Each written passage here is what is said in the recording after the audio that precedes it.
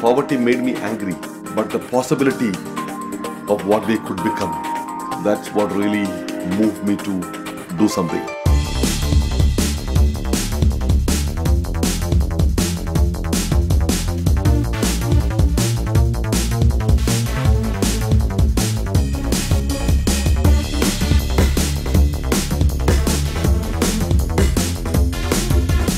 So with the education, our goal is to make every single one of the children who are coming into the bus at the end of a year say, yes, I can, and yes, I want to towards education.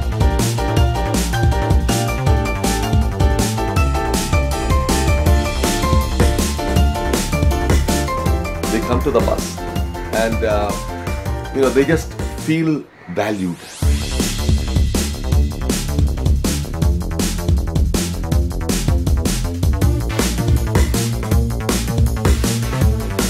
This daycare center we run for the children of commercial sex workers. During the daytime, when clients come to see, the mothers give alcohol to these children and put them under the bed.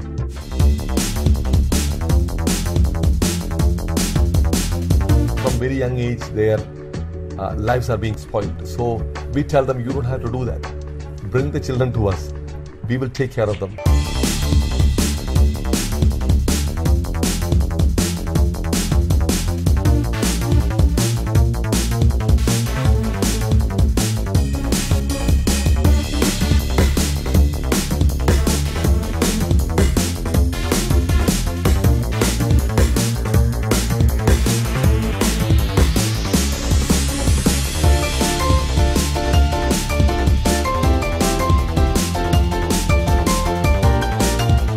A lot of the children that we work with, when they get older, it's too late for them to go back to school.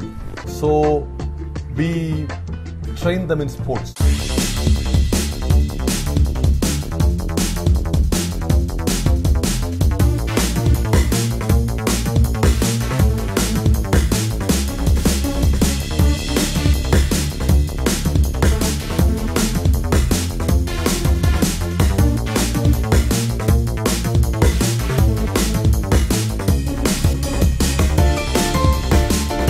Just to give some statistics, the ratio of people per dentist in rural India, one dentist for every 300,000 people.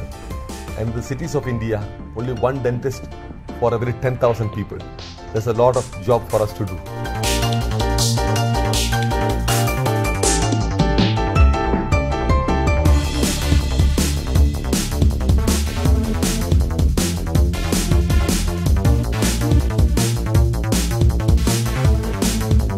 We have a mobile medical unit and a mobile dental unit.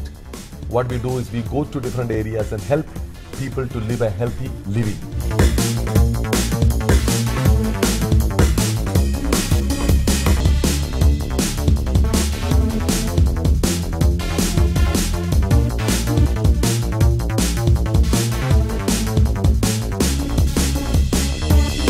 We have a team working among men who are alcoholics and who are addicted to drugs. So these people whom we have worked with are mostly living on the streets because they have lost everything.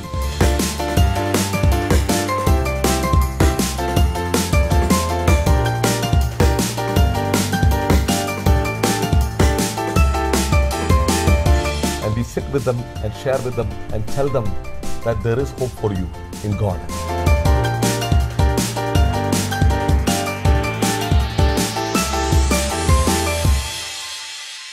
We started Vision Rescue in 2004 with about 6 children in a railway station, just feeding the kids on the streets. At that time, I had no idea where this will go, even though the dream and the vision was to impact every single one of the 300,000 children living on the streets of Mumbai.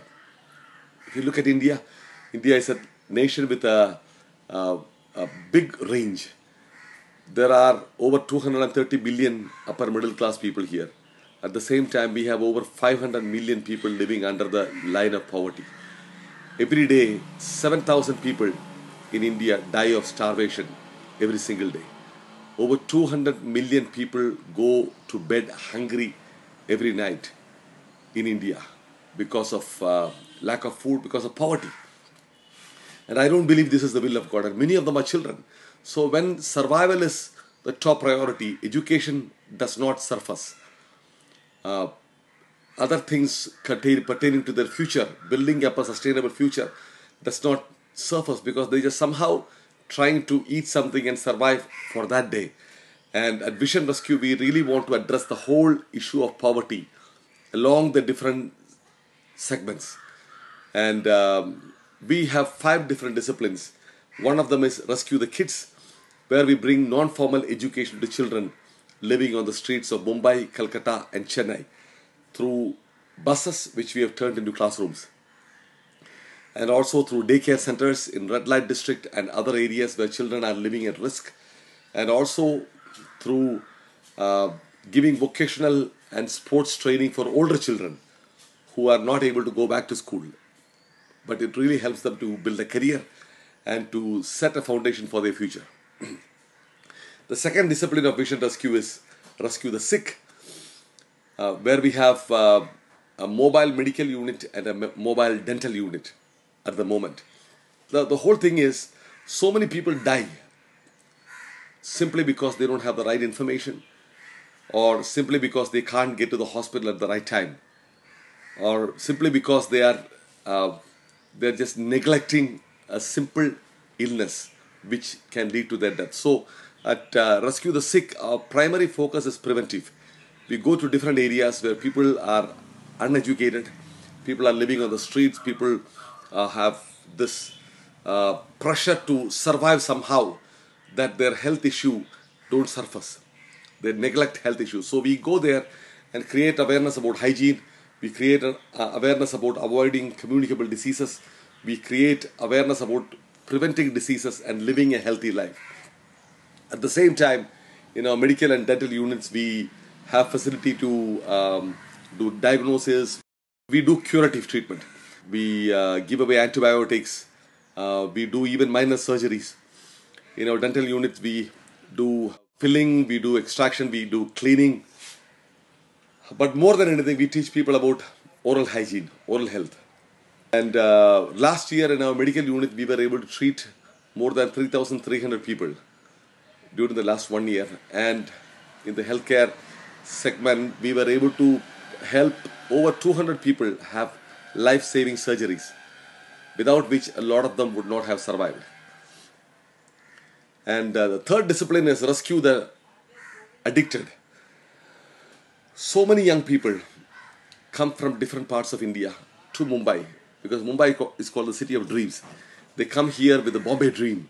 They come here to make it big in Bollywood or to make it big in life, but only a small percentage actually are able to make it to the place where they really want to make it. And a lot of people end up on the streets, losing all hopes, addicted to drugs. They just want to somehow just survive and die. A lot of these people take to crimes. And so we have a team of young people. Several of the team members that we have doing this side of Vision Rescue, they themselves are from criminal backgrounds. They have been in gangs, they have been drug addicts or drug dealers, but they have found meaning in life, and they have decided to make a difference in the lives of people who are in that background. So we go out to gambling centers where men are taking drugs and just gambling. So we go in there, talk to them, and through counseling and through helping them to see a snapshot of their future, what their future could be, we inspire them to come out.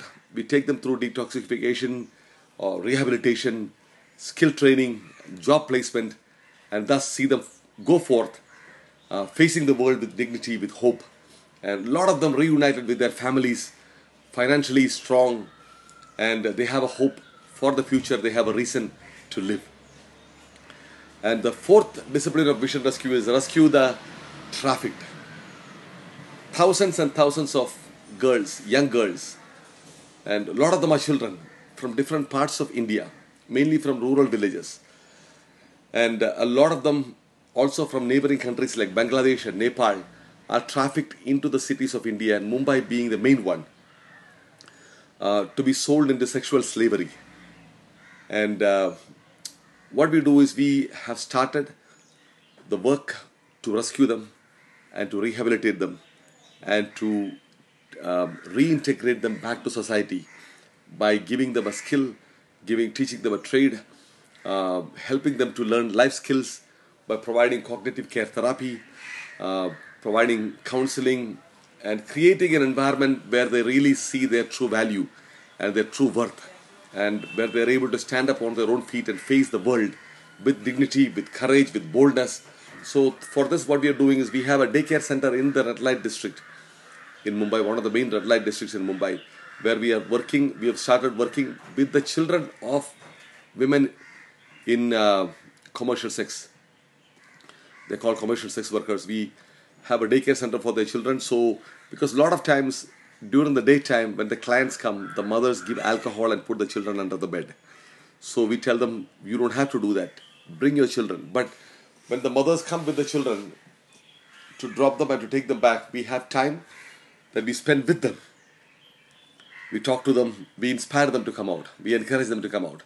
And also what we have started doing is we have started building relationships with the government detention homes, where a lot of these girls are who have been raided and taken out of the brothels are detained. But in the government detention homes, they don't have much facilities and nothing much is happening there. So we take our health services into the government detention homes. We take counseling into the government detention homes. We facilitate skill training and vocational programs and counseling and other things in the government detention homes. And we are actually in the process of building a dream center, the first phase of which will have enough room to accommodate 96 of these girls who will be rescued from sexual slavery. So as and when we have the finances, we are building. We have completed about over 80% of the first phase. So once we finish the first phase, we will have accommodation, as I said, for 96 girls. We have accommodation for about 20 staff to stay inside the campus. We will have a center where we can teach them different skills, and also we can teach them life skills. We'll have a dining room and kitchen. We'll have play area. We have recreational programs where these girls who have been living in dungeons, some of them never seen sunlight for years. They've been taken, sold, and put in a dungeon and treated like cockroaches, treated like worms. So after some time, they begin to believe that about themselves. We want to take them out of there and help them to enjoy their childhood, bring them back to that place where they are feeling like a child, they are loved, they are accepted, they are valued. At the same time, they're set on a path where they can really face the future, face the world, and live a normal life as healthy citizens of our country and make a difference in the lives of other people. So the fifth discipline of mission rescue is rescue the underprivileged. That is poverty alleviation through economic empowerment. So what I mean is to start social enterprises. So we are teaching skills to a lot of young girls, young people in the slums. But at the same time, what we can do is we can help a lot of them to have a skill through which they can have their own business. Or we teach them a life skill or business principles and connect them to microfinance organizations where they can get small loans, or banks where they can get small loans. We facilitate the whole thing so that they can have a small business. And a lot of them are enterprising, entrepreneurial. And I believe thousands and thousands of young people will come out of the cycle of poverty because they have an opportunity. Somebody will believe in them, somebody will entrust them with liquid cash, somebody will empower them with a skill, a trade, and somebody will create a channel for them to come up to a place where they can actually be entrepreneurs. They can build up their business, and who knows, they might be the Ambani or Tata or Richard Branson of tomorrow. I believe they have the potential, but that somebody who helps them can be us. And I'm so thankful to Fabric of Humanity for being that somebody who actually you are in London, but you are changing lives in Mumbai, and over a period of the last several years, and over a period of the next many years, we will see thousands and thousands and thousands of children, especially children, come out of the cycle of poverty. One thing about working with children is they are where they are right now because of some bad decision that somebody has made in the past. But because of the good decisions that we help them to make, they don't have to be where they are right now. And the best part is the impact is generational. Their children will not be where they were. They are right now where they are because of the bad decisions that their parents, their grandparents made. But if we can empower them with education, with vocational training, with dignity, with hope, with confidence, we can make an impact generationally where their children will go to school. They will not know what poverty is. They will live with value. They will live with dignity. They can fly high, and they'll be like anybody else who are living life like what we should be living. So thank you so much for standing with us with these 5 disciplines, which I think about it like the 5 fingers of our hand. We can grab people out of poverty, lift them up, and set them on a course to live a life with dignity, with respect, with hope, to face the future. So thank you so much once again. A big, big thank you to all of you. I'm so sorry I couldn't be there. I would love to have been there to talk to you personally. But thank you once again.